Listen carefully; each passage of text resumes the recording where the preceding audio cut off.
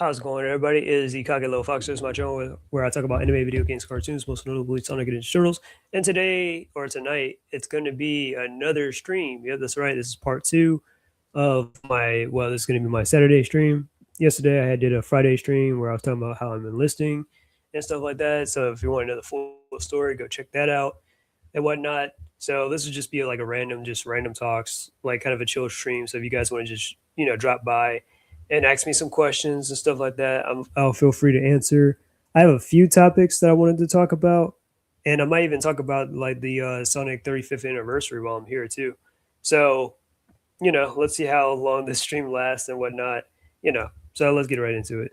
So let me try to get a little bit set up first, but I'm gonna, see what happens when you guys come in and all that. I'll respond. Let me mute my mic real quick.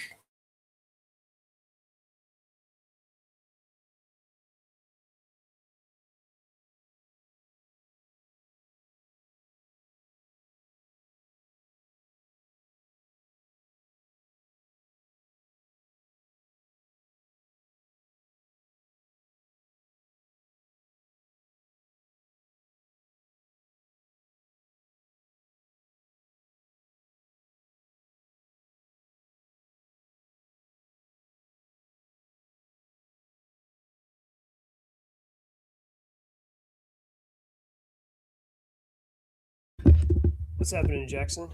How you doing today? Congrats on joining the army. That's a big step for a man.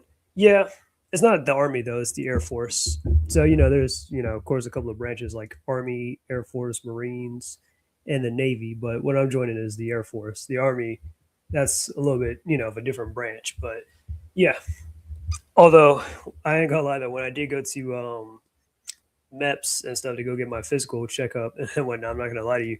There was like a few people there that were like from the like that was trying to like enlist with the Air Force, and mostly everybody else was like either U.S. Army or Marines and some Navy. Definitely a lot of Marines and U.S. Army. So that was something. I'm not gonna lie to you. So yeah, I actually remember seeing this one dude. It was like a white guy and stuff, and like I'm pretty sure like people like the news and stuff, or like people online would freak out. But he was like a white guy trying to join the Marines and stuff like that, and he has like a Punisher tattoo on his like on his arm or on his wrist or whatever with the American flag like as like the coating on it, and I'm like, man, just imagine like people will freak out online or something like that. Be like, oh my god, this is what I'm talking. When we're talking about Punishers influencing someone's a corruption and all this other stuff. Like people will probably get like that, and it's just like nah.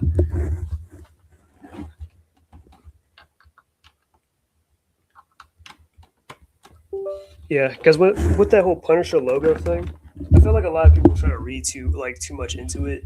Because the thing about Punisher is like Punisher's a badass character. Like he shoots people up and stuff. He's a vigilante, a violent vigilante, of course, and stuff like that. And he used to be either a part of like sometimes in the movies they might have made him like an FBI agent, or he's a former he was formerly a part of the Marines and stuff like that. So yeah, like why wouldn't someone want to idolize their like one of their heroes and get a tattoo of them and stuff? How old are you, sir? How's it going, Upward Ninja? Hope you're doing good today. Love Punisher was even anti-black in the comics.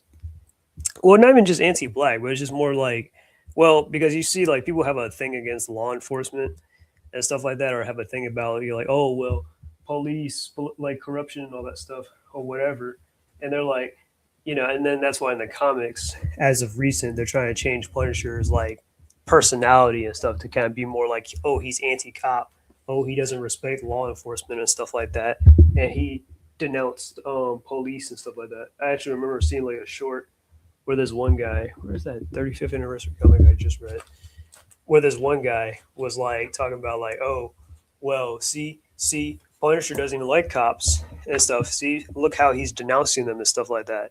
Okay, well, the writer probably had a political agenda and just put that in there to kind of like make people that are into Punisher and stuff look bad or whatever. Even though Punisher does kind of have a respect for law enforcement. Yes, he knows, of course, that there is corrupt cops or whatever out there, which he will go after. But still, like he's not gonna like take an innocent person's life, even if it's like a cop just trying to do their job. he would not do that. Okay, that's like out of his like that's out of character for him or whatever, or for him to think that oh they're more so in the wrong than he is. Like no, because yeah, he knows what he's doing is wrong and messed up, but he's still gonna keep doing it.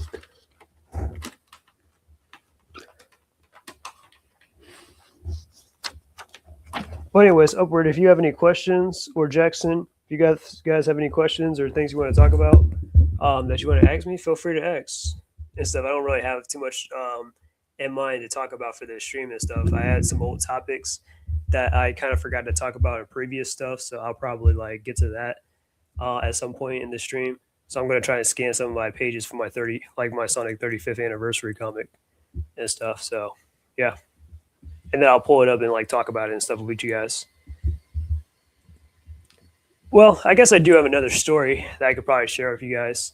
The other night, I did kind of mention that my dad was going through some drama with my sister's side of the family and stuff like that. I probably won't go into the full details, but I'm gonna just say say this, and then I'm gonna branch off to another story involving my dad and my sister, which is hilarious. So basically, my dad came to visit my sister and stuff. I'm not sure if it was either this week or last week or something.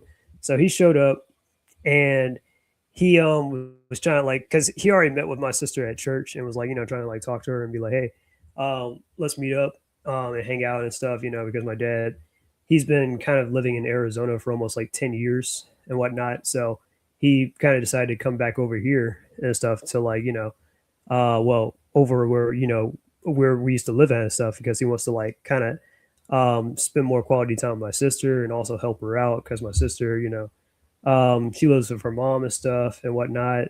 She lives with family, but she also works too, of course. But my dad kind of wants to get something going on, right? So, anyways, he visited my sister at church. They talked and was like, "All right, well, let's meet up and hang out some other time." So then later on, my dad shows up at her house and is knocking on the door. He's like, "Get up, girl! I know you in there." Or apparently that's what my sister told me that because she wasn't there at the house, but her cousins or whatever heard that and they were scared of my dad knocking on the door and stuff like that. Um, and my dad was like, I just knocked gently or whatever. That's what he told me. So I'm like, okay, I wasn't there, so I don't know. But he was reminding me of this one time where, and don't get me wrong, I definitely do remember like why, like this moment. He was like, yeah, you remember that one time when we went to like King's Dominion and stuff? This is going to lead to my other story. Let me read some of these comments before I go into my other story. I know you are a fellow lefty. Do you play sports or do you shoot left-handed as well, or just right? I've never shot anything. As far as sports, I don't really play sports like that. I used to like play it sometimes as a hobby and whatnot. I wasn't like, oh well, I'm an athlete or anything crazy. That would be nice though. But but yes, I do write. I draw, and I mostly use my left hand for a lot, like for mostly everything. Yeah, pretty much. So yeah, yeah. So yeah, Upper, you're a lefty too, and whatnot. Because I remember, yeah, you brought it up before about me drawing left-handed. You've realized, oh, you're left-handed too. But yeah, so are you left-handed as well? Hi, you see Avengers Doomsday art? No, I have not. I know XE Kid. You're talking about Marvel and the whole woke stuff, blah blah blah. Avengers Doomsday. The movie hasn't come yet, so I don't know. I don't think it'll be good. That's all I can really say. Hopefully, you didn't get involved. Oh, with my dad's drama? No, I mean they were just telling me this. Anyways, back to my little story. So, anyways, the reason why my dad was knocking on the door so loud is because this is like probably just about 10 years ago, pretty much, when I was like 17 and my sister was like going on 21 and stuff. She'll be 31 next month, but she was probably like turning 21 around this time. So basically, my dad wanted to spend some time with me and my sister and whatnot by taking us out to like a to King's Dominion and whatnot, right? So he told us like a day or two before, he was like, make sure you set your alarm clocks or whatever and stuff like that. Your phones, watches, whatever, tablet. Well, I didn't have a phone. I had a tablet at the time. Set your devices to wake up on time and get ready. So when I come, I can pick you up and stuff like that, and we can go to King's Dominion because we had to get up early to like drive, and it would be a lot of traffic, of course. So that like that whole ordeal. So, anyways, I get up, do everything on time, just like my dad said. Pretty much, I'm just waiting for him, and he picks me up, of course, right on time. So then we stop by, and it's me, him, and our cousin and stuff, who is like, yeah, sort of like kind of considered my aunt, but my cousin and stuff. But anyways, so it's the three of us. We drive over to my sister's house, which isn't too far from my house, of course. And we're like, waiting outside her house and stuff, and we're like knocking on the door and stuff and everything, and nobody answers the door. We don't know who's there or not, or whatever. So we're like, okay. We waited for like a smooth 30 minutes, or probably a little bit more, and at that point, we're like, all right, well, we're just gonna leave her, and we were going to like King's Dominion for her birthday and stuff like that. I was like, dang, how we gonna how are you gonna leave my sister to go to King's Dominion on her own birthday? But hey, it is what it is. I was like, well, I'm not gonna lose any sleep over it because, well, I mean, like, yeah, she's going to hold us up from going to King's Dominion, so it is what it is. I'm like, yeah, well, that's her. That's kind of on her. So we kind of like, we're driving and stuff. We're like probably in the middle of traffic, and then my sister calls, and then she's like, "Where you guys at?" And we're like, "We're in traffic. Where were you at? Like we're knocking on the door and everything, so you can wake up or whatever, or you were supposed to be on time." So she missed out on King's Dominion, so we had a good time going on her birthday. So I guess you can kind of consider it a celebration and stuff. But your sister sounds selfish. Um, my sister's a lot of things. She's an interesting character. Let's just say that. You know, I'm gonna just say that. Of course, I love my sister and everything, but she's something. But anyways, I don't know how she didn't wake herself up or whatever and stuff like that. Why she didn't set an alarm, whatever. But yeah, I was there. I definitely believe my dad in this whole thing from his perspective. Though, like, yeah, sometimes like yeah, they might mess around and stuff like that, or play games or whatever and stuff like that. Or well, not my sister herself, but her mom's side of the family would definitely play around. My sister, sometimes I don't know. Yeah, I'm just like, how did you not like? Okay, whatever. But anyways, so yeah, we went to King's Dominion and stuff. We beat like we were caught up in traffic and stuff by the time she called, and we're like, yeah, we're already gone. We're not gonna turn back just to get you at this point. So sorry, So we had King's Dominion. We had a good time. Got on roller coasters and stuff. I was, I like back when I was younger, I wasn't really all for like getting on roller coasters and stuff like that.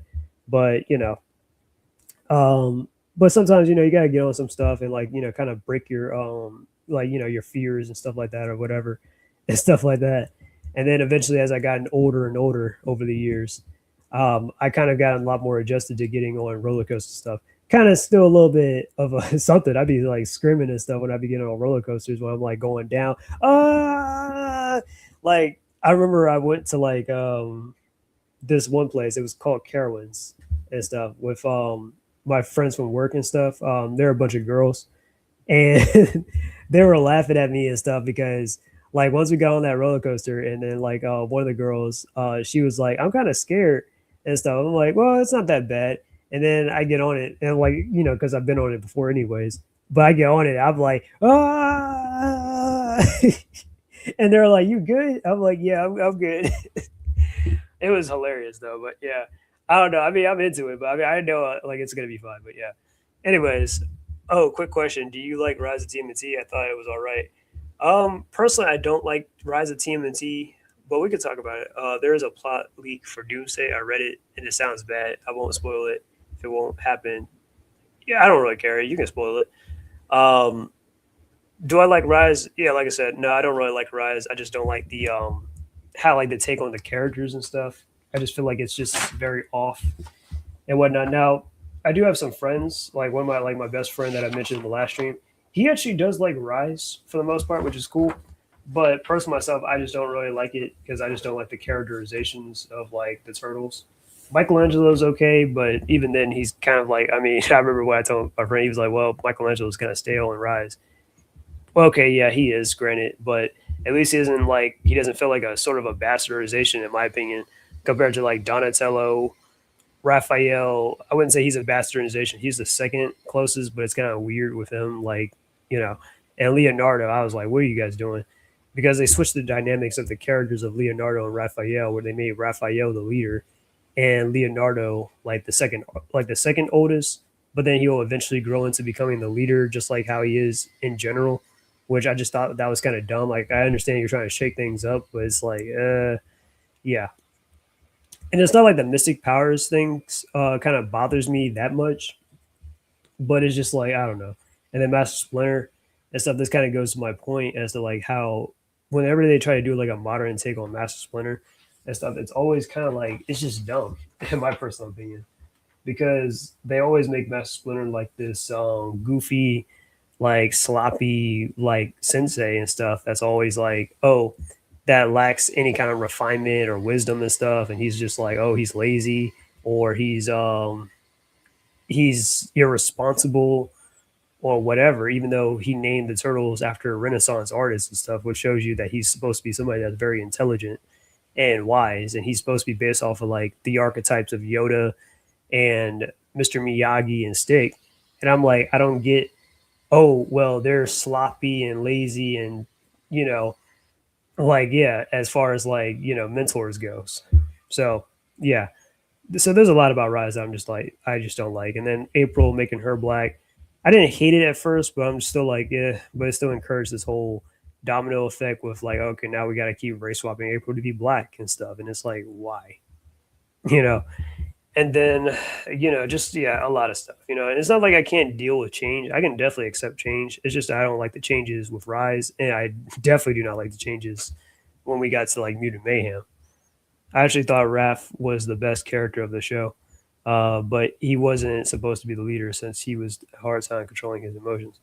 Yeah, like I said, that was just weird, to like make Raph like the leader. I mean, granted, I'm not saying like you can't have a moment or whatever to like yeah, or I'm not saying that the turtles don't have moments where they can be leaders themselves outside of Leonardo, but I don't know. Yeah, Raph and Mikey, I think they were okay in my personal opinion with Rise, but it's just like I still don't like the whole changing up their whole thing. Don't listen to Kage. He just can't accept that Rise is a natural evolution by foot of the Turtles characters, according to YouTube essays of girls who cosplay as psychologists or psychiatrists. Okay. But yeah. But yeah, with Rise and stuff, the evolution of the Turtles. Nah. And honestly, it's just also at that point with the Turtles, it kind of felt annoying because we already came so far with the 2012 series, right? Where it just felt weird to just do another reboot. Where, okay, let me break it down like this. Okay, now the 2003 series is my, that was the first ever TMNT cartoon I was introduced to, of course, with the characters and everything. That in the 1990 movie, I had it on DVD and stuff. Those are my first two exposures to Ninja Turtles, right? So 2003 cartoon was great. I used to watch it back in the day. I remember when Fast Forward used to come on and stuff like that back in like 2006. And then Back to the Sewers, I definitely remember that around like, because it was weird. Like Turtles, there was times where the 2003 series was kind of like canceled for a bit or it was just gone and whatnot. But thanks to the 2007 movie and stuff, they decided to bring it back for like one more season. So that's how we got Back to the Sewers. I remember watching it when it came on TV back then. Then Turtles, it ended back in like 2009 with the whole what was it? Turtles Forever movie, which is supposed to be like I believe the the 20th anniversary of the Turtles. Yeah, it was supposed to be like the 20th anniversary of the Turtles and whatnot. So it was it was pretty nice and stuff. It was pretty nice to get a crossover between the 2003 and the 1987 Turtles, which I wasn't really that familiar with them per se. But anyways, so after 2009, the Turtles were kind of gone for kind of like for quite a while, up until like 2011. I mean 2012. So that's like 3 years and stuff. And then they kind of did like a whole reboot and stuff with the 2012 Turtles. And I love the 2012 Turtles because it really felt like they were really like naturally progressing as characters and whatnot, and all this other stuff. So then after 2012 had ended, right? It just felt weird to just go back to like with Rise to just go back to them being 15 again. Master Splinter's alive. It's a reboot and stuff, and I'm like, oh damn! Now we gotta get this whole thing over, like this whole thing over again. and also they're going to be jokey and stuff like that. And I'm just like, I can't, I can't deal with that. So yeah, but I did watch all this. I did watch the entire series. I will say that, but I just didn't. And I saw the movie even, but I just wasn't really like. I just don't like the show though, to be honest, or I just haven't looked back on it.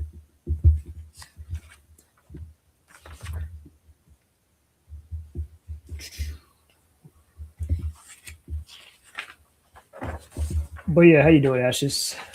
And stuff. I see you're here and whatnot. I'm just scanning pages of my Sonic 35th anniversary comic and whatnot, so I can talk about that on the stream with you guys. But if you guys have any questions, still feel free to ask me. I already explained the story about my the time that we left, like we ditched my sister to go to King's Dominion because she had overslept, even though my dad specifically told her to set her alarm and stuff. So, and we were waiting for her for a good long while on her own birthday, and we just like, yeah, and this is like literally on the day of her birthday, I think. And we were like, all right, well, we tried all we could. We knocked on the door and everything, and nobody's answering. So we just got the hell on. So pretty much we celebrated her birthday without her, which is crazy. They should have just shown reruns of the '90s TMNT OVA where the turtle transforms into one giant angel. Are you talking about that '90s Turtles anime that they had in Japan? The I think it was also called TMNT. I mean, Teenage Mutant Hero Turtles. Yeah, yeah, probably that. But yeah, but looking back on Turtles Forever though, yeah, they could have made the crossover a little bit more better. To be honest though, because it kind of did feel like even that with 2012, where it just felt like it feels like you guys are kind of making fun of the '87 Turtles, as if they didn't have serious moments and stuff like that in the show. Now, granted, the show definitely did turn very comedic and very goofy and whatnot. I'm not gonna lie to you there. That was kind of like, yeah, they're playing too much into that, and that the turtles are more like there's just 3 or 12 turtles, or like more serious or better skilled and all that. And it's like, oh, well, that kind of is like, oh, kind of tuning your horn a little bit too much. But yeah. But once we did get the 2012 series, I will say this: like, and I've said it before, and I'll say it again. I always thought that they would like. I always thought they would do like a crossover at some point with the 2012 series and the 2003 series and whatnot. And I've always waited a long time for that. I was like, are they actually going to do a crossover between them? They never did. So I was like, oh man. Like I was kind of looking forward to it. I thought that was like a guarantee. And said that they would at least do that at some point.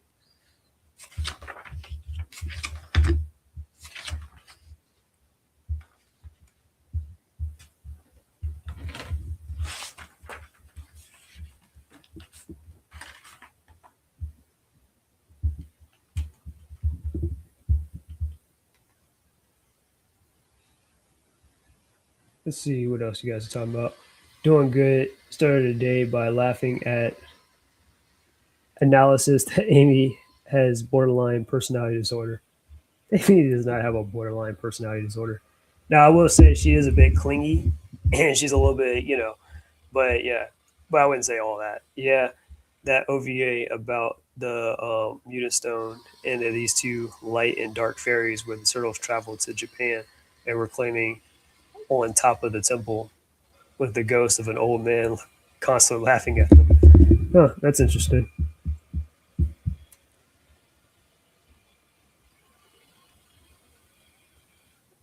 Teenage Mutant Hero Turtles. You see my comment? I say Avengers Doomsday art. I don't know anything about the Avengers Doomsday art per se. Haven't really seen it, so I don't really know. But okay. Let's see.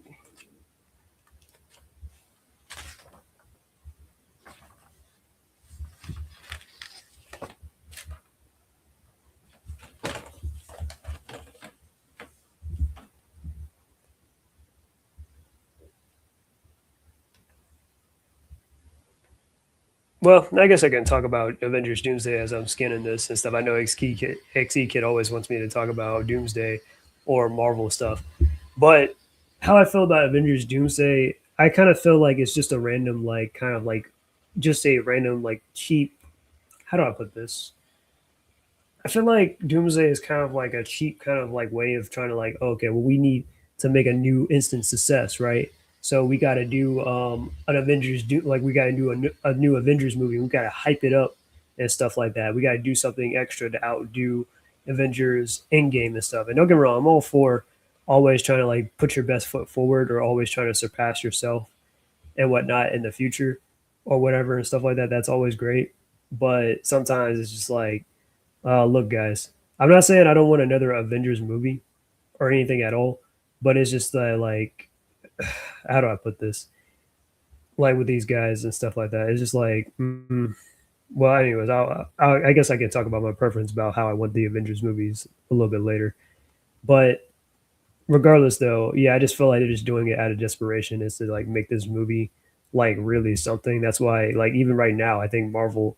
If you go to Marvel's YouTube channel right now or whatever, I think they have like like a live stream that's going to be lasting for like a couple of months until we get to the Doomsday trailer and stuff like that. That's counting like as of this moment and all that. And I'm just like, they're really trying to like really hype you up on like trying to like really like this movie and stuff. And I just again, it's out of desperation and whatnot. Hell, they had to go way back to the classic Fox X Men movies to like bring them back into the fold and be like, oh yeah, they're definitely going to be in the movie and stuff like that. And we're definitely going to do stuff with them and blase or whatever because you want to uplift those other characters that's a part of the roster like Shuri, Mubaku, Namor, and stuff like that.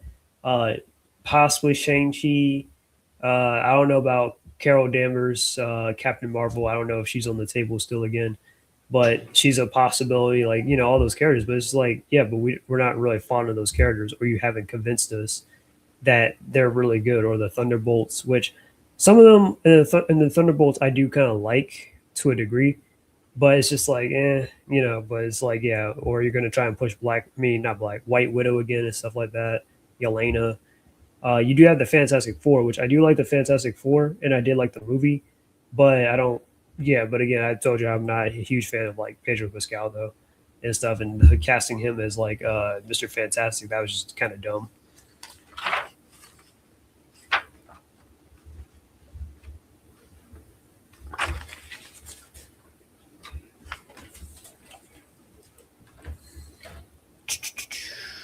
Let me read these comments.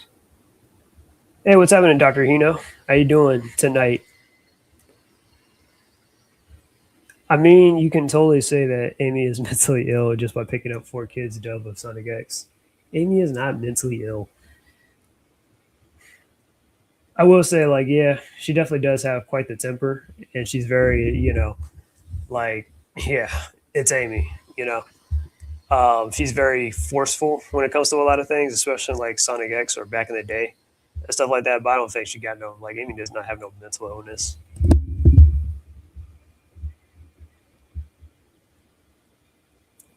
Personally, myself, and I've talked about this before too with Amy, but I kind of think that honestly, I think like with the West, I feel like they kind of misinterpreted Amy as a character though, compared to like her Japanese counterpart. Because Amy is like, yes, she chases after Sonic and stuff like that, but really Sonic's kind of into the chase sometimes. Like it's not like it's something that's unwanted. And on top of that, it's not, well, it's also kind of like a sign of like that she wants to keep up with them or whatever. Kind of like just like Tails, where Tails also wants to like grow and try to catch up to like being like Sonic and stuff. He pursues him, but we don't say that. Oh well, Tails is stalking Sonic, or he's We say that about Amy though, because she likes Sonic, of course. Just chilling. That's cool. Ashes is a Supergirl. I meant like a crazy Comic Con. Never mind. I guess you're trying to say that Amy is like some kind of Supergirl or something like that. I don't know about that.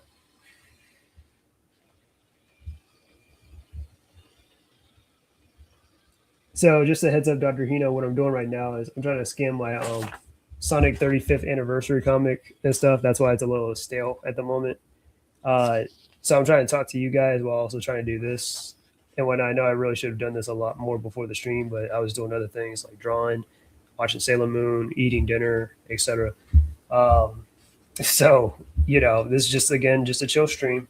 So nothing like super like crazy or oh I got this big announcement or anything like that. So yep. But if you guys have any questions, again, feel free to ask me. And stuff. So far, I kind of shared with you guys my story about how we ditched my sister on her birthday to go to King's Dominion and whatnot. So there was that. I talked a little bit about Rise of TMNT. Jackson had brought it up. He said he likes it. That's cool.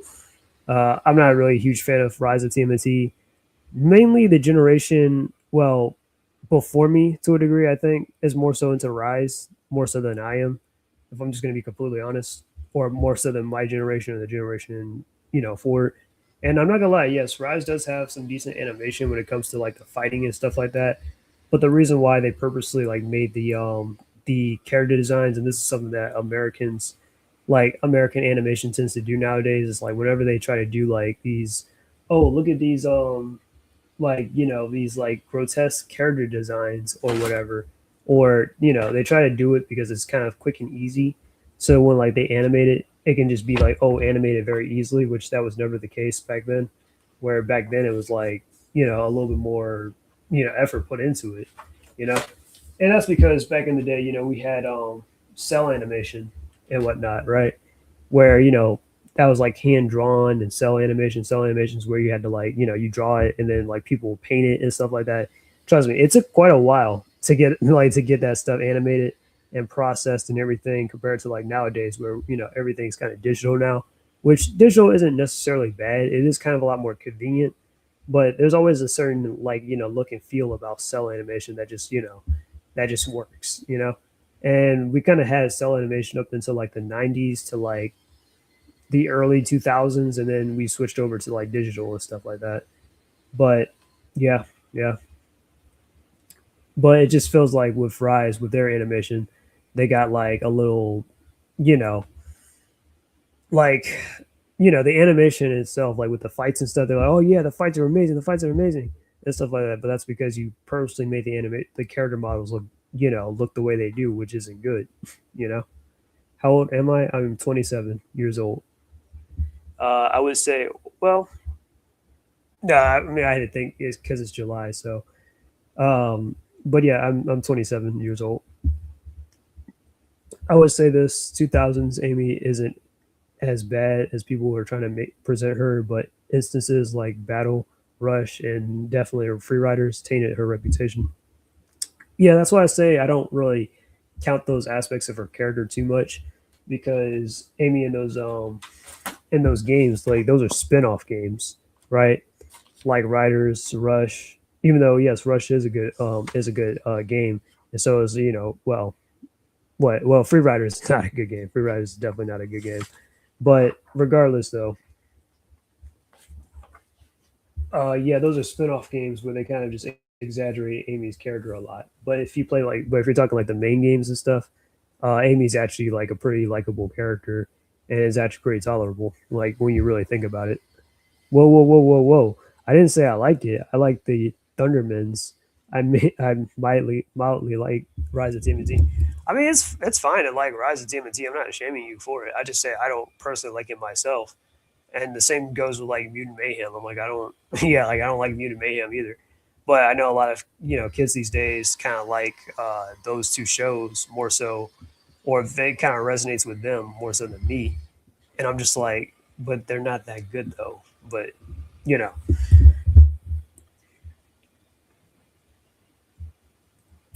speaking of which, that kind of reminds me. I can't remember what video I was watching earlier, but I was watching this video and stuff, and it kind of led to like this guy saying that the reason why Steven Universe and Owl House had ended was because they had like showed an on-screen gay kiss with the characters and whatnot. And I'm like kind of going to myself like, you know what? That is a strong possibility why some of that stuff had ended, especially Steven Universe, which I guess yeah, I can share with you guys my little whole thing with Steven Universe. So I remember when Steven Universe came on, I was probably like 13. probably going on 14 around this time. I was probably still in middle school, but I was about to like, you know, go from middle school to high school and stuff when Steven Universe came out. And when I first saw it, I was like, Steven Universe doesn't look good to me. It looks silly, goofy. Don't like Steven as a character, so on and so forth, right? So I kind of stood 10 toes on that stance that I just didn't like Steven Universe and I didn't know nothing about it, never watched it or anything, right? And then I kind of found out that Steven Universe has quite a fan base and stuff, which that's always a good sign, apparently. But it has a fan base. Even some of my friends later on in high school, when I was like 16 ish and stuff, they were like, some of them were actually into Steven Universe. And I'm like, really? So I kind of binge watched Steven Universe online and stuff. And I watched all the episodes until eventually I got caught up and whatnot. And I was like, you know what? Yeah, Steven Universe isn't a bad show after all. You know, like it definitely could be better. Looking back on it, it really definitely could be better. But I was like, you know what? It's not that bad of a show and whatnot. And I actually do like Steven as a character, or I really do kind of sympathize with him. Like, you know, like I'm kind of glad. Like, yeah, because I mean, if you watch the first couple of episodes, yeah, Steven's a little bit too, you know, yeah. But I think the one episode that definitely won me over, like actually no, there were two episodes that won me over with Steven. The first one, I'm gonna say that where I was like, man, that's pretty dark and messed up, was where Steven's half human, half gem, right? And basically, depending on how Steven feels and whatnot, like because he is like what he's 13 at the start of the series, but when he turned like yeah, he's 13, and then he's like 18 by the like by Steven Universe future. So, anyways, Steven's like 13 and stuff like that. And when basically like I can't remember how this episode played out, but some basically uh I think it was Lars or somebody made him feel like, oh well, you're too old to be doing this or whatever and stuff like that. And then Steven started to actually feel like too old for stuff, right? And as you know, Steven is half human, half gem. So gems don't have like a specific age or anything. They can live like they have like eternal youth or you know longevity and stuff like that. So they don't age physically, right? Compared to humans. But since Steven is half human, half gem, that's kind of like yeah.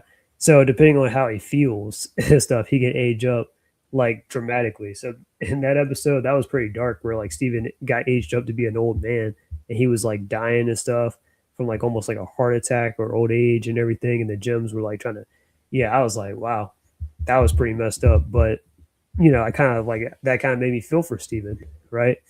And then the other episode that actually did want like win me over with Steven was when the gems had took Steven out to on like one of their little missions and stuff, and they were going through this whole trial stuff. And Steven was actually doing a pretty solid job and stuff with the whole trial. Yeah, with the whole trial stuff that they were doing and stuff like that. So I thought that was pretty cool and whatnot. And that actually kind of made me like want to really root for Steven as a character and whatnot, you know. So that's how I got into Steven Universe for the most part. And then of course, you know, I kind of stuck to it until like you know it ended, and the Steven Universe future was pretty weird for what it was. So it was a lot, you know. But yeah, I guess one of the reasons why Steven Universe ended was because like you know Rebecca Sugar really wanted like Ruby and Sapphire. So if you aren't familiar who Garnet is one of the main characters in Steven Universe, and you know Garnet is a fusion of these two characters called Ruby and Sapphire who are lovers and stuff, right? So basically, Rebecca Sugar, the creator of Steven Universe, wanted Ruby and Sapphire to have like a wedding and stuff like that, and you know, of course, they had the wedding and they kissed and everything. Rebecca Sugar really wanted Cartoon Network to kind of push that and stuff, or else she would have had walked, if you know, walked otherwise, if she didn't have it her way. Which, to a degree, I can kind of respect, but at the same time, it's like you know, this is kind of a kids network, and we really shouldn't, you know, kind of go that far. But yeah, so pretty much, I think Steven Universe already has some controversy going on, anyways, because of the whole, you know, like the whole homosexuality themes and stuff of it, and all that stuff. And then like, how do I put this with, yeah, Steven Universe. Yeah, I know Steven Universe. But like I said, I mean, once you watch it after a while, you kind of do kind of like grow a little bit attached to the characters and stuff. And I think it is a pretty interesting concept that they like have going on with the gems and stuff like that. But yeah, it definitely could have been executed a lot more better or it should have been more of an action kind of show than just what we got with this whole slice of life type of stuff and this whole empathy kind of thing going on that they got going on. So yeah, but anyways, so of course overseas and stuff, when Steam Universe would play, they're like, let's change a few things and stuff like that. Like Ruby, for example, they would have to be like, well, Ruby's actually a guy and stuff like that. That's what they would, how they would play it off and stuff and stuff. He's not, Ruby's not a girl because Ruby's the more masculine looking one, and the whole Ruby Sapphire relationship. So they were like, oh, he's a boy. And I think there was like a thing going around where people said that like Ruby had a mustache at one point overseas, but I think that was just a rumor. I'm not watching that gay BS. I don't blame you. I don't blame you. Because Steven Universe did kind of inspire a lot of other shows that kind of like, you know, definitely went like was like, oh, okay, so if Steven Universe can do this, then maybe we should do this in other shows as well. So people got very comfortable with that kind of thing. So yeah, but Steam Universe, I think it's all right. I watched the entire series, so yeah, I'm just saying from experience. But regardless, though, um, yeah, that gay kiss though, like right after that, that was Steven Universe, like that was their last season and stuff. So Rebecca Sugar had to wrap up everything. Then she had Steven Universe Future, which I don't know how many episodes Steven Universe Future had, but yeah, and they also had a movie too, so there was that too as well. But they pretty much wrapped up everything, but they haven't like really touched Steven Universe in quite a minute, So like because of that whole thing, and then Owl House, like I'm not sure if you guys have even or like yeah are that familiar with Owl House, but yeah, but Owl House is like that show about this girl named Luce and stuff. It's kind of like a Harry Potter sort of parody that used to come on like Disney XD a few years ago and stuff like that. Also was kind of pushing a little LGBT stuff, like of course with the main character Luce and her girlfriend Amity and all that stuff. And I'm not gonna deny it; they were actually a pretty cute couple for what it's worth. But I think in season two, when they officially got together and started like kissing and everything and stuff like that, that's where Disney was like probably had to draw the line as well with that too. And then like I think they got a third season, if you want to call it like if you want to call it the third season, a third season. Because once we got to the third season, it was like literally just 3 episodes. And I think the episodes were probably like an hour long. So they can just wrap up everything. So that was like, oh, okay. So a lot of that stuff does kind of like cause a little bit of like some brain damage and stuff like that, or you definitely could definitely get some stuff like canceled a lot more sooner rather than later. But yeah. Anyways, I finished uploading my pictures, so I'm gonna bring this up. Let me share the screen with you guys and talk about the Sonic anniversary, the 35th anniversary comic.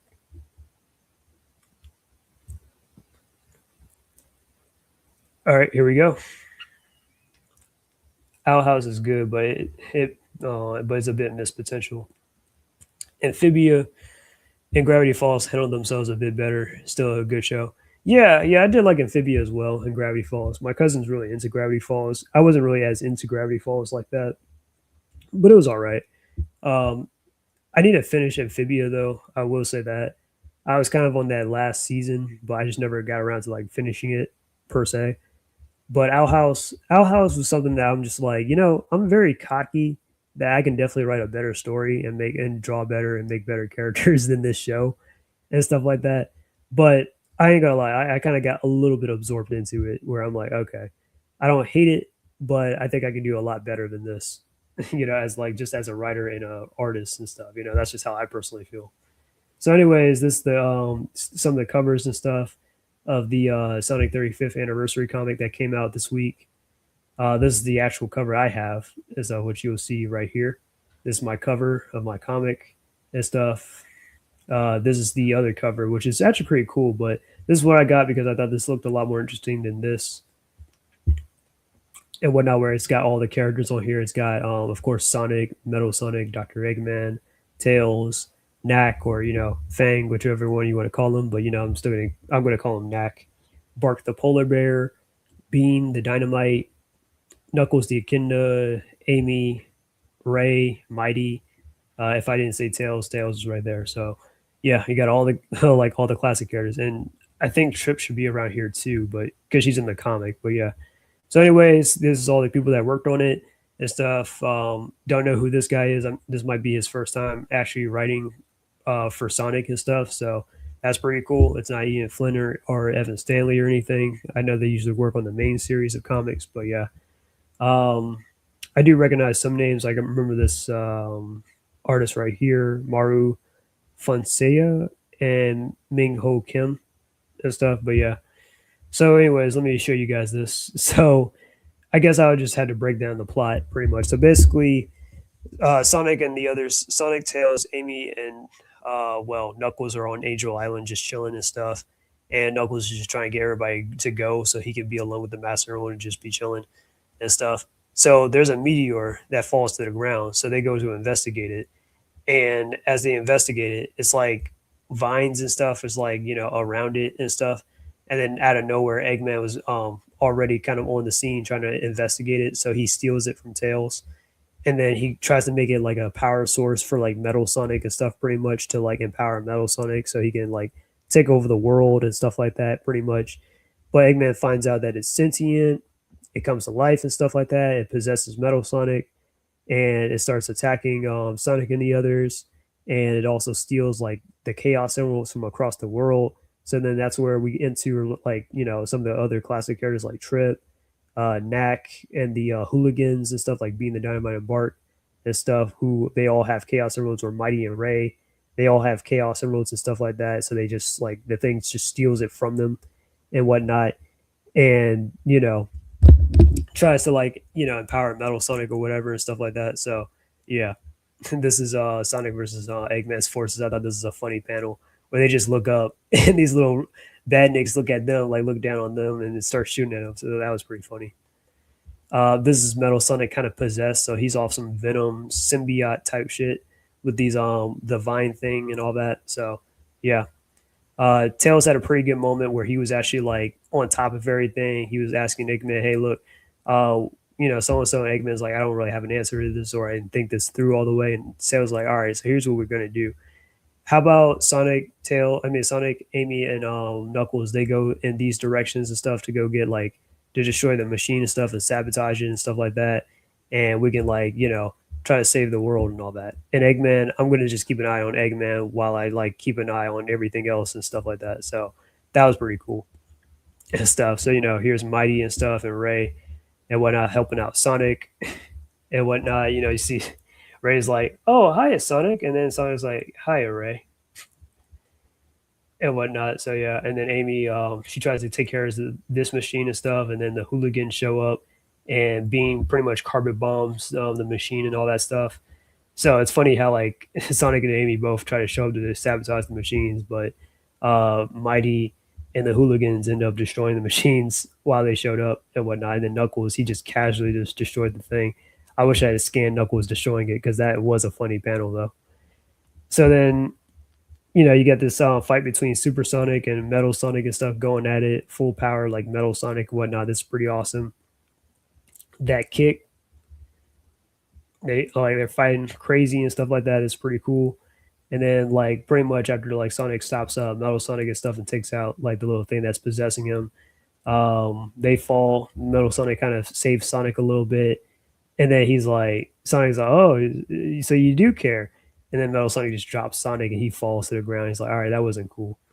And then it kind of ends on this like pretty nice note and stuff like that. So that's pretty much the story for the 35th anniversary. So nothing too like overcomplicated or anything. And Techno, Porker, Johnny, and Short Fuse are still trapped in the classic Mobius limbo. They should have been drawn caged with them. That would be kind of interesting though if like if they at least had cameos and stuff, because I know they probably can't use them because they're from Fleetway. But Archie did kind of have him have like a cameo inside the comics and stuff. So yeah, and IDW isn't against having certain characters appear as cameos. Like they have had some, even the Freedom Fighters or characters that have the likeness of like Bunny or Sally and stuff appear in the background and stuff like that. So yeah, there was that. Doctor Hino, if it's good, why does it matter if it's gay? Well, I'm pretty sure Dr. Hino is kind of annoyed with like, and I can't speak for him, but I'm just gonna like wing it. That most likely, like just like a lot of people don't like how there's this whole push with homosexuality and stuff like that in our like entertainment and media. Personally, myself, now I can. There's a limit. Like I have a limit, okay, where I can be like, all right, I can accept, you know, this kind of like okay representation and stuff like that to a degree where I know what you're doing, but if you can at least entertain me at the very least, or like keep things a little bit kind of neutral in a way. Like think of like I'm gonna use Dragon Prince. Dragon Prince is probably a good example in my case.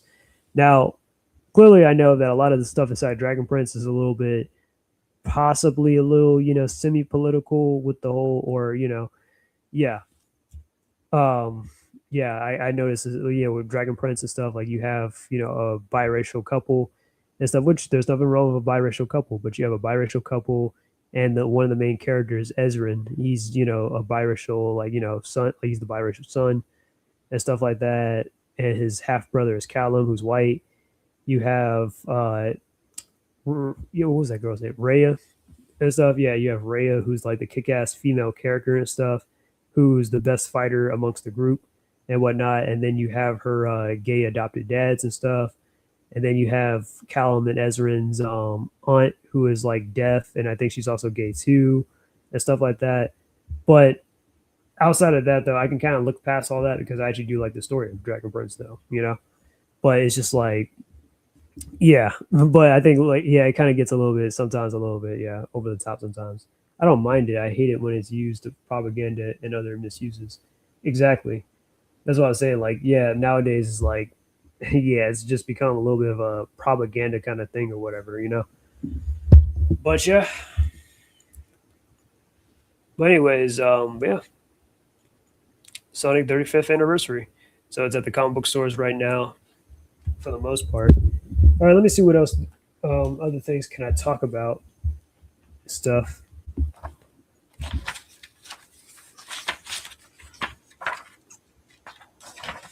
Extraordinary things can happen if you believe in yourself. You got to have some faith in yourself if you want respect from your friends. Anyways, yeah. Whoops. Let me go up a little bit further. I like to write down my ideas for streams and stuff like that. All right, so I talked about the 35th anniversary. Talked about a little bit about ditching my sister for King's Dominion. I guess I could talk rehash this old topic about I did a couple of weeks ago. So if you guys remember when I was talking about Batman and stuff, I kind of also forgot to leave out this part too. But I was also kind of saying like like look, there's been a lot of characters or stories in the past that actually has outsold even Batman for its time. And I'm just like going to myself like, look, Batman cannot be like the only pillar that has to hold up or carry the DC universe. There's plenty of other series or stories out there that can, excuse me, be a lot more entertaining than Batman and stuff like that. So I remember like yeah, so I had some ideas like Captain Marvel, like Billy Batson, Shazam. Like yes, Captain Marvel at one point actually was doing better than Batman back in the 1940s, believe it or not.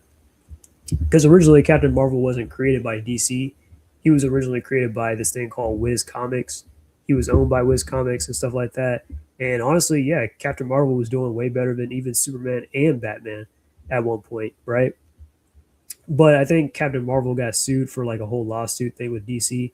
So DC had like ended up getting the rights to Captain Marvel, and that's how they started to use the character and stuff, right? So yeah, and then later on, the 1960s, like a little fast forward into the 1960s and stuff. Again, Batman wasn't the top selling comic as far as I'm aware. I think the top selling comic for DC was probably Legion of Superheroes, right? Which yeah, like Legion of Superheroes, like where it's a story that takes place in the 31st century about a group of teenagers that idolize Superman and they decide to become superheroes just like him and try to protect the future and all that, right? So Legion of Superheroes, and then of course fast forward again a little into the 80s and stuff, and the Teen Titans and stuff. Even though the Teen Titans were created in the 1960s, right? Later on when they got a like somewhat of like a relaunch by like Marv Wolfman and George Perez in the 1980s and stuff, the Teen Titans were big back in the 80s, you know, like as far as their comics and stuff goes and whatnot. And I can kind of see the reason why, because you know they started to kind of tackle a lot more adult themes, and it really felt like the characters were actually growing and evolving and stuff like that. Which that's kind of something I'm saying, like that's why like some of that stuff like can probably still beat Batman out to this very day if they really try hard enough, you know? Because if you hadn't noticed with Captain Marvel, the Legion of Superheroes, and the Teen Titans, those are mostly like, you know, either teenagers or characters that are going into young adulthood that have the chance to kind of grow and develop as characters, right? You have Billy Batson, this character, like this young boy that you know kids can kind of like look up to or be like, oh, he's a kid just like me, or he's around my age, but he turns into this like you know superhero and stuff like that, and he uses his powers to like try to save the world, like some Ben 10 type stuff, right? So, you know, you have him like learning and growing and stuff. So that's some character development right there. Or you have the Legion of Superheroes, which that's a group of like these kids and stuff. And sometimes I think they might team up with like Superboy, aka it's Superman. But you know, so back in the day it was Superboy. Like so, before we got Connor Kent Superboy from the '90s. If you guys don't know, like DC used to do this whole thing where I think they had it like an infringement kind of thing where they had to use the names like Superboy or Wonder Girl, even if they didn't have characters like that. So Superboy and Wonder Girl used to be just younger versions of like just Superman or Wonder Woman, but in the past. But they just went by this at the time because they were actually like a kid before they grew into this. So Clark Kent used to be Superboy, I think back in like what was it, the Silver Age of comics, where he was like he was doing he was trying to protect Smallville, and his love interest was Lana Lang and all that stuff, pretty much. So yeah, but Superboy also has some comics where he would team up with the Legion of Superheroes, right?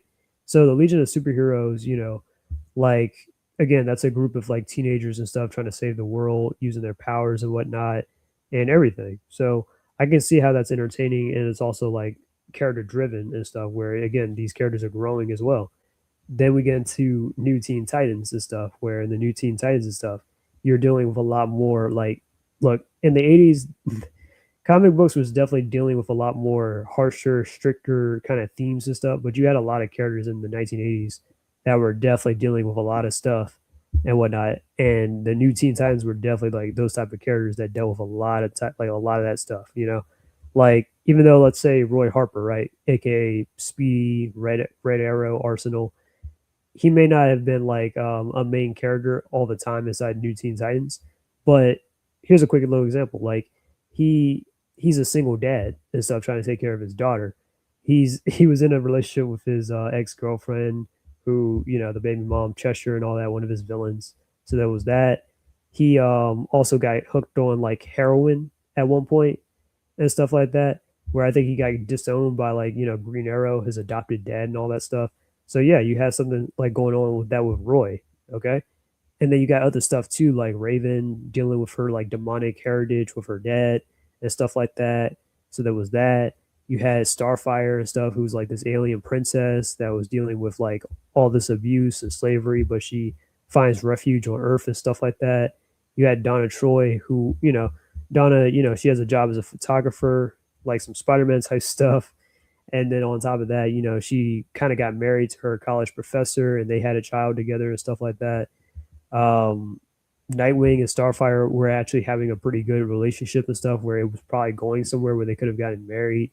Beast Boy, he was kind of growing and stuff as a character too. Cyborg and stuff, he was, found his like his own kind of family, right? So you had this whole thing where like these characters were like really growing and evolving as characters, but thanks to some of the editorial decisions or a lot of just self sabotage, that kind of made the Teen Titans feel a little bit uninteresting, right? And it's the same reasons as to why we like Spider Man, as to why we like some of those characters, right? Or why it was working for those characters at the time and whatnot. But nowadays with Spider Man, it's like, all right, well, it's the same song and dance where the character just hasn't matured, or he's regret, like he hasn't progressed in like the last 20 years. So it's the same thing with the Teen Titans, Captain Marvel, and the Legion of Superheroes, where it feels like they can do a lot more better if DC really tried enough. But anyways, let me read some of these comments. Imagine having 80s Teen Titans cartoon when they just want to smoke weed and then Superman flies in lecturing them on drugs are bad. That would be the modern day, like the old school kind of PSA. Although I think the Teen Titans, they also used to show up in some PSAs as well back in the day. So there was that. But no, I mean, but I think Red Arrow was probably the only character that got hooked on like heroin and stuff like that, or Aqualad. Aqualad, he was also in a relationship too, with his girlfriend, later on wife, Dolphin, and stuff like that. So you kind of got that natural progression with those characters, but when you keep regressing the characters, you start to make them like uninteresting, or you just don't want to follow them anymore. So that's where I wanted to get at with that when I was talking about Batman last time. Um, I guess since we're on the subject on DC and stuff, I guess I can also talk about the whole DC blackout thing and whatnot. Real quick. So you guys remember the Blur Without Fear and stuff. Now I haven't seen his I haven't seen his videos in a minute. Ever since that whole DC is so white kind of campaign or whatever, a boycott that he tried pulling and whatnot. But if you guys know, Blur Without Fear is a YouTuber that likes to cover like black related characters and stuff like that. And pretty much he had gotten on and started attacking Comics Explained because Comics Explained doesn't really cover stuff like he doesn't cover like black characters, or he doesn't cover Milestone in particular, despite being part black himself. So then he was like, oh, he's an Uncle Tom, he's a coon, like all that stuff. And it's just like, why you gotta always take it that far? Why you gotta always like get political and stuff, or whatever? Like when let's say a black person does some kind of indie thing or make their own kind of character and stuff. Oh no, it's too conservative, it's too whatever, or you're always thinking about their politics. Like who the hell cares? No one cares about politics and stuff when it comes to comics. Really, it's like, all right, if the comic is good, then I'll read it. I don't care about what's in this man's headspace or whatever and stuff like that, as long as it's good. So that's just how it is. So with Blur Without Fear, he's just one of those types that just always tries to make it about like, oh, it's about race or it's about politics and stuff. And it's like, look, so just because somebody isn't black or they don't have your same set of beliefs, like the character that they work on just isn't good enough. Like Spawn, for example, he was trying to get on Spawn. It was like, well, Spawn's not a true black character or a true black superhero because he's only had like two black writers and he's mostly written by white people. And I'm like, but he's still a black character though. I mean, a lot of black people are not really into comics like that or interested in like writing per se.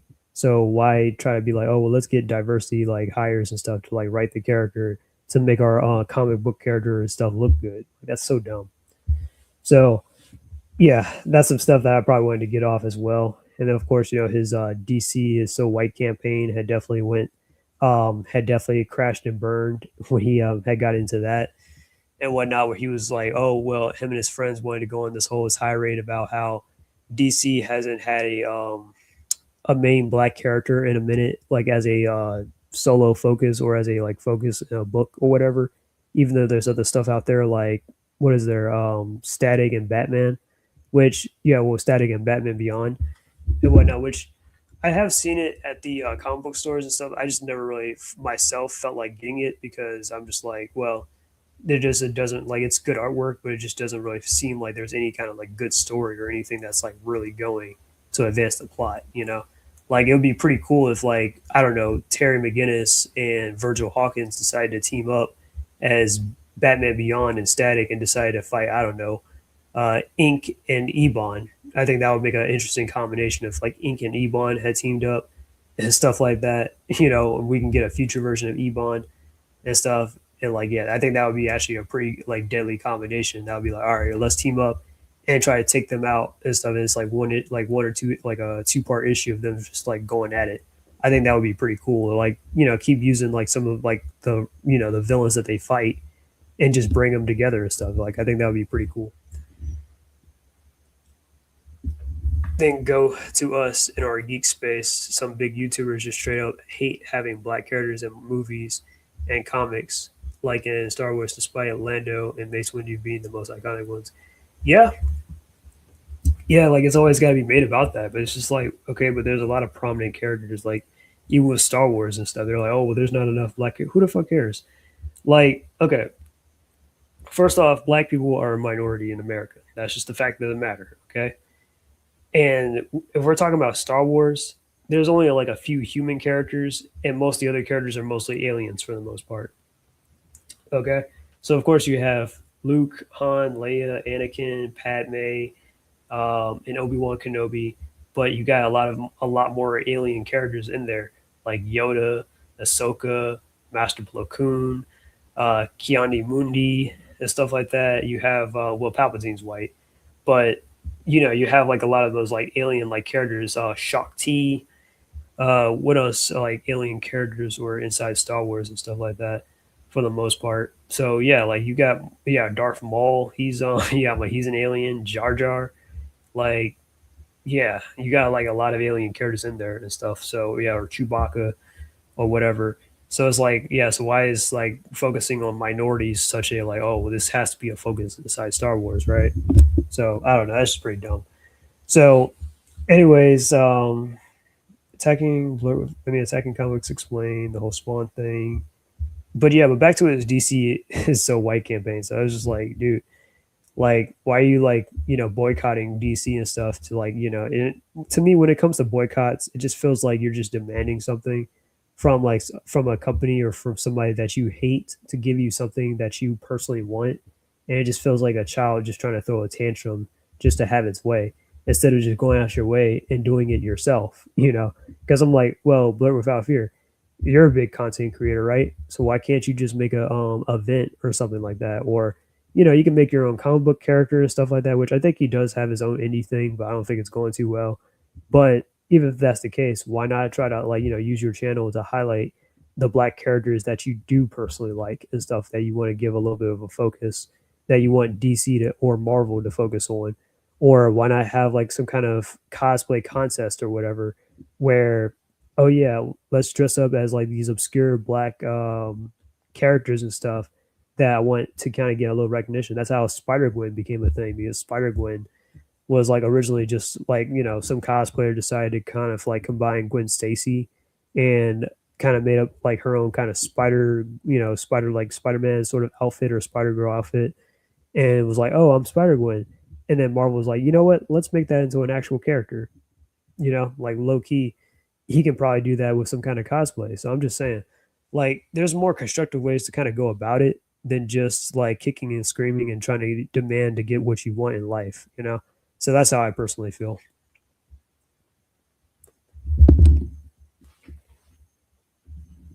But anyways,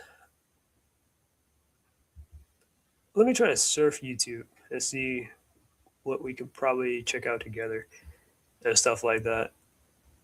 That could probably be a little fun. But yeah, pretty much talked about most of the topics I wanted to talk about. But if there's any questions that you guys have, yeah, feel free to ask. I guess I can talk a little bit about Spider-Man Brand New Day and stuff like that. Which Spider-Man Brand New Day, I am definitely seeing it like by the end of this month. So basically, as you guys know, I kind of live with my aunt and stuff, and her boyfriend had kind of bought us all tickets to go see Spider-Man Brand New Day. So that was pretty cool of him to do that and whatnot. Do I think the movie's going to be good? Probably not, but I think it'll at least be entertaining, or at least like it'll definitely be the big thing because it's Spider Man, of course. So every time it's Spider Man, of course, it's going to be very big to like get something Spider Man related or whatever and stuff like that. So that would be pretty nice. I'm going to see the new Evil Dead movie on Monday. Okay, that's pretty cool. Speaking of adversaries, I hope fan remake of Sonic Secret Rings would be finished soon. Devs to drop the final level, and they only need to rehash the tutorial level. Okay, yeah, that would be cool to get like a remake of Sonic and the Secret Rings. Because I don't think honestly the only problem with Sonic and the Secret Rings was mainly the controls, but I do like the story and the graphics of it though. So it's a pretty decent game once you like if you're able to like get past again the controls for the most part. That's just the one thing that held that one back. So yeah, But anyways, but yes, but Spider-Man: Brand New Day. I am going to watch the movie though. I am kind of curious to see like how a lot of this stuff is going to play out or whatever. It's probably going to be a complete bloated mess for the most part. So I expect nothing. Like I expect nothing less or nothing more for the most part. Like yeah, because I've already talked about it in my other videos about how I kind of missed Amazing Spider-Man and how honestly I wanted to see like where they were going to go with that whole plot line. Yeah, it was kind of a little bit messy, but we would have gotten like a Sinister Six and all that. We would have gotten like a lot of the stuff that we got with the Sony movies. We would have gotten that, but with Spider Man, I think that would have been pretty cool. But I don't know. It is what it is, though. With that. Oh yeah, well, My Adventure Superman does kind of come to mind. So I'm probably gonna watch that actually tomorrow morning when it comes out. Yeah, why do I watch My Adventure Superman? I don't know. Like I said, I just like to make fun of the show for the most part. Like I don't really think it's trust me, I do not think it's a good show. After like season one I was outraged. Then after that I was kind of like, all right, I'm gonna watch season two and I know it's not good or it's not gonna get better. But at least I know what I'm getting myself into, so I can kind of make fun of it though, for the most part. So that's why I watched I continue to keep watching My Adventure Superman. So season three, as we all know, they're kind of doing like a little bit of a ripoff of the Android saga from Dragon Ball Z. So they're trying to do this whole Superman's like anime and stuff. It's like Dragon Ball Z. It's Superman but Dragon Ball Z. And I don't think that's a good, kind of pitch. Now don't get me wrong. I'm not saying that Superman can't work in a Dragon Ball Z esque kind of way, because it definitely could. But it just seems like they're just stealing beats and notes from Dragon Ball Z and just putting it onto Superman. So, as we all know, recently they had revealed that Superman Lois' future son, John Kent, is going to go back in time. Like, he went back in time to try and prevent Clark and like his parents' death or whatever. Like, yeah, like to prevent both his parents' death or whatever, which is kind of like the same plot line with future Trunks, just slightly altered and stuff like that. So there's that. Then the whole, oh, it's an android thing that's the cause of the whole deaths and stuff in the future. Clearly it's Cyborg Superman and stuff like that. And then, well, some people say that Supergirl is like a knockoff of Android 18. I wouldn't say entirely, because Android 18 is a little bit more different in terms of like personality and character. But yeah, they did try to pull that whole reference thing though, where she was like dressed like Android 18 in that one thing, and I was like, I know what you guys are trying to do, but it's not as cute as you think it is. But it is what it is. But stuff like that, or like I remember one time when I was talking to SSJ, he was trying to say that like in the show, like they're trying to do like this whole Gohan and Videl thing with Clark and Lois in that show, and I'm like, well, to be honest with you, Gohan and Videl are a lot more cooler inside Dragon Ball Z, more so than they are like more so than Clark and Lois in the show and stuff. Where yeah, Gohan's a pacifist, but yes, he will fight if he has to, or he will definitely throw hands. He's not going to second guess himself like that all the time and whatnot. But that's become a trope and stuff in Dragon Ball Z for a while.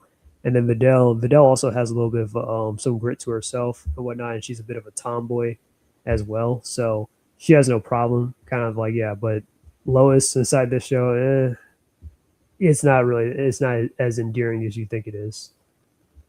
I just hope that they'll eventually make Lex the final villain after being pushed back by Amanda and Cyborg Superman. Like that's the funny thing too, is like I heard people were trying to say that Lex is like oh my god, this is the best version of Lex Luthor. This is already better than Jesse Eisenberg's Lex Luthor, especially from like Black Lion, which I used to follow Black Lion, because Black Lion, he's a YouTuber who used to do Arrowverse videos. So now that the Arrowverse is over, he's kind of doing videos about animated stuff, especially like he's a fan of My Adventure Superman. That's good for him. But this version of Lex, I mean, he hasn't really done anything, to be honest, like anything noteworthy, and he's not even bald yet. He's like 3 seasons in, and this man still is like he's still got a full head of hair. And the same thing with Lois too, where like Lois, like she's like literally got a pixie cut from like the first season, and her hair hasn't gotten any longer. So it's like, what was the point, like, of calling these characters these said characters? Like, that doesn't make any sense, you know. So I don't know. That was just weird to me.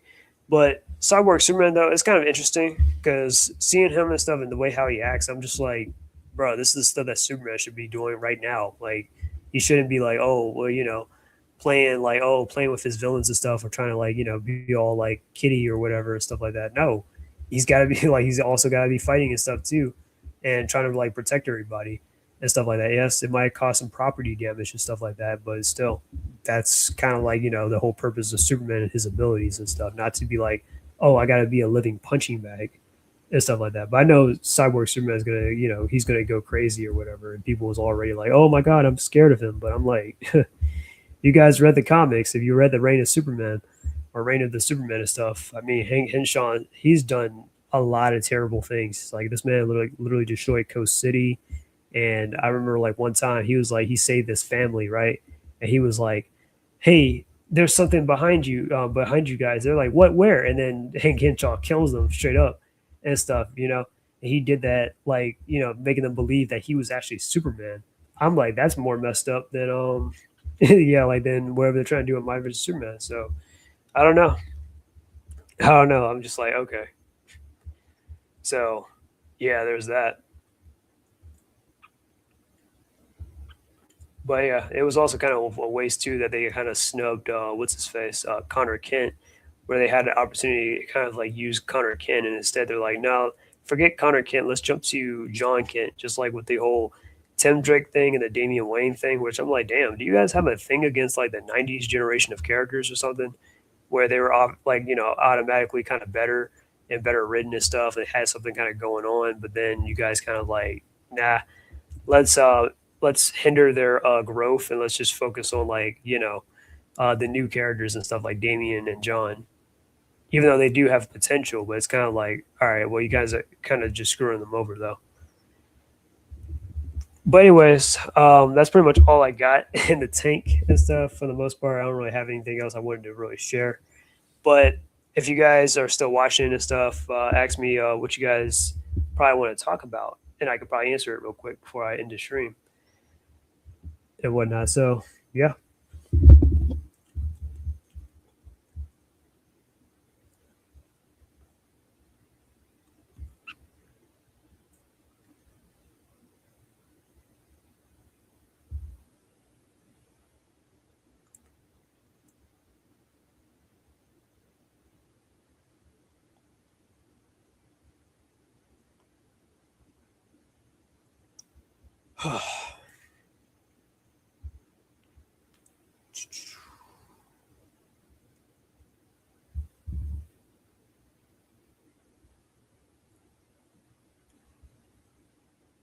Oh yeah, I did actually go to Video Game World today to get something. Well, not to get something, but I just, So there's a store that's in my area and whatnot, where I know a lot of people like to buy their video games and stuff like that online, and of course I buy my stuff online too. I don't go to GameStop like that anymore.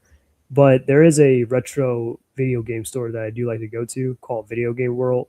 They have two of them in my area, one at the mall and one that's actually like a shop in itself. So I went to the shop one today and stuff to like look around, since it's been quite a while since I've been there. So I was wondering if they have anything new, or I was looking for like stuff that I could like probably like, like keychains and stuff like that, to see if like they have anything that I might be interested in. They have some things. Of course, it's a little bit pricey because it's older stuff, but I actually did get something that was actually a little bit on sale, which was Naruto Shinobi Strikers and whatnot. Which I kind of a little bit tempted to get the game, but I was kind of like, I don't know if I want to get it and stuff like that. I don't know if it'll be like that good, so I might play that. If it's like really that enticing to me, I'll probably play it a lot, and I'll probably use that as like stock footage for like my videos and stuff like that if it's like really that good. But I know that there's no real story to it and stuff like that, and it's like focused on like customization for your character. So there's that too. But hey, the best part is it definitely did cost like $6.99, so I didn't spend like a whole lot of money on it and whatnot. So that's pretty nice. But definitely want to play as like some of the ninjas and stuff, and just do my videos and stuff, like just yeah, uh, playing as them and whatnot. So that'd be pretty fun. I also saw like they had other stuff like Nightshade, Strider 2. I guess I can pull this up real quick and talk about one of the games I did see. It was called The Artist, like the stealth art or something like that. Let me go to it.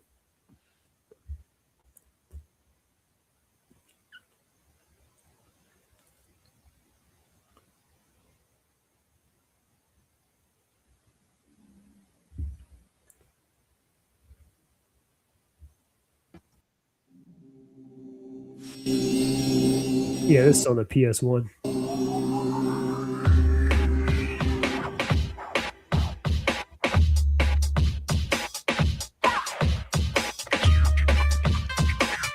I think this one was like $40, so this would be pretty great to play. You know me and how I love my ninjas.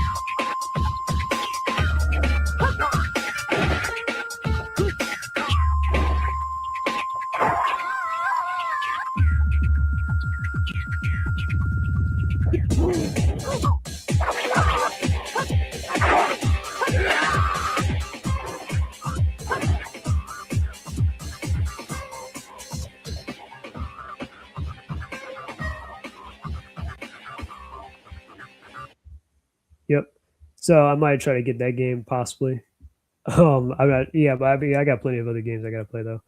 Let me show you one of the games that I did. Also I saw Nightshade, which I mean I heard that Nightshade is not exactly a good game, but it's a sequel to this game I've already just saw that I got it at Comic Con that I actually talked about on the channel once. But let me show you guys this. This is my first time seeing the trailer.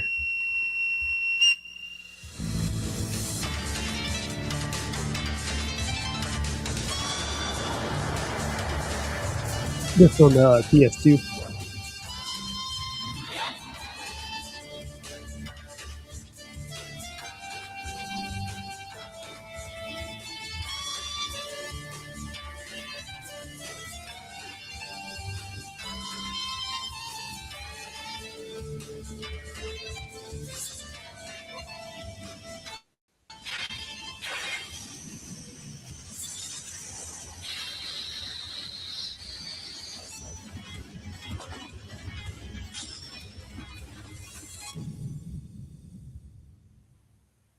Yep.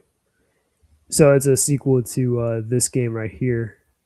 To if you guys are familiar with Shinobi and stuff by Sega, pretty much this is a part of the Shinobi series and stuff. So I have Shinobi on the PS2 and whatnot. Let me show you guys the trailer for it.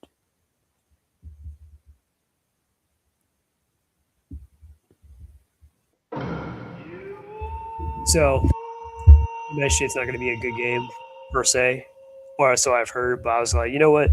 I kind of want to see where the story is going to go because this game that I played sort of kind of ended a little bit on the cliffhanger. So I want to see what the sequel will be like, I guess. But yeah, this is a fun ass game though. On the PS2, I'm not gonna lie to you. It felt like definitely like Ninja Gaiden a little bit, but you only fight with like one sword, and they got this little movie cutscene action where you like cut up all the bad guys, and if you do it on like time, it would just do this like cool thing or whatever. So I like that aspect about it.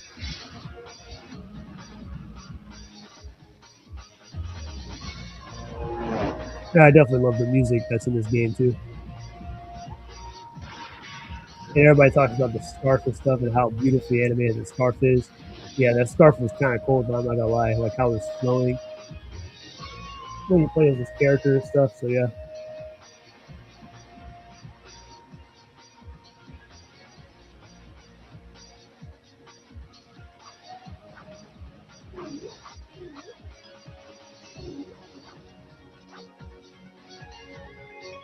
Well, this is obviously not the gameplay though. This is just the trailer.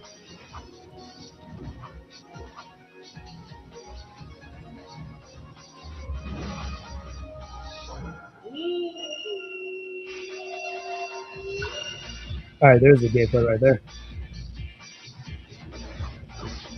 Yeah, you can do these little after images and stuff like that. Wall jumps. I definitely love the wall jumps in this game.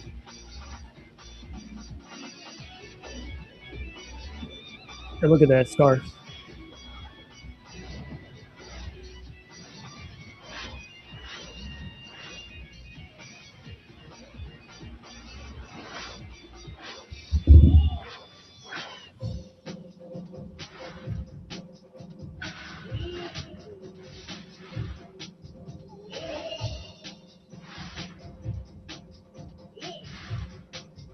I think that's the character. That's the girl from Nightshade and stuff. She'll become a ninja in the other game. So yeah, that's her.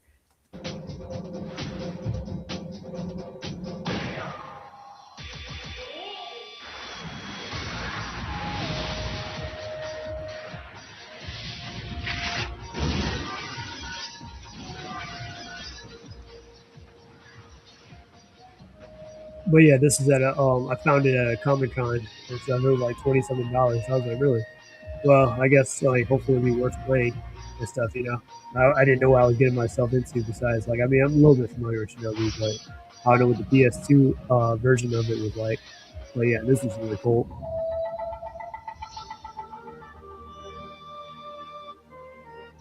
Shinobi must put his duty before his feelings.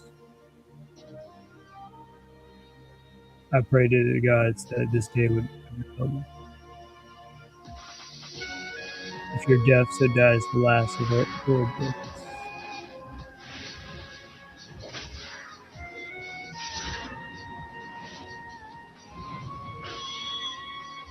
what's that clan leader if his entire clan is dead?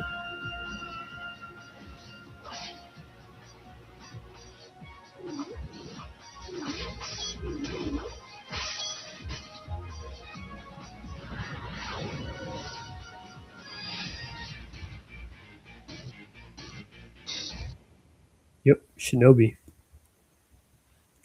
Anyways, let me see what Ashes has said. Sad that Sega didn't make the third storybook game with Sonic making Sonic a Ninja. That would be pretty cool. They could have been made some callbacks to Shinobi and make SBO a prominent character there. You know what? You're actually right. They really could have made SBO a prominent character in that. You know, but what was I gonna say? Yeah, because there is somebody on DeviantArt right now that's actually doing a fan comic of Sonic right now of the storybook series. I think it's like Sonic and the Olympus or something like that, where like Sonic gets summoned to like some like Olympic kind of thing or whatever. So yeah, there's that. What's more interesting is that Fleetway was doing Shinobi comic until they realized that nobody reads anything aside from the Sonic. Yeah, yeah, they definitely did do a lot of this stuff that was spin-offs of like, well, not spin-offs. That was like stuff like that was Sega exclusive. Because I think they had like Streets of Rage. I forgot they had Shinobi. They had something else too that escaped my mind in that moment. Um, but yeah, yeah, they had a lot of that stuff in there from back in the day. Did they even have Rystar? That was in the I don't know, but yeah, yeah, I remember.